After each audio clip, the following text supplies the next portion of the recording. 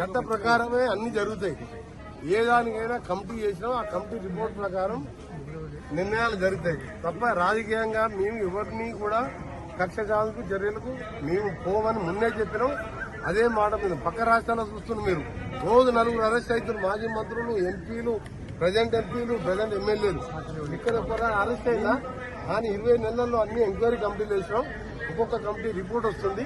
ఆ రిపోర్ట్ లో దోషులు తేలిన వారికి తప్పకుండా 45 కోట్ల రూపాయలు ఎలక్ట్రానిక్ బాండ్ల రూపంలో వచ్చినట్టు నువ్వు చూసినట్టే నేను టీవీలో చూసినా. ఆ రిపోర్ట్ అయితే నేను చదవలేదు.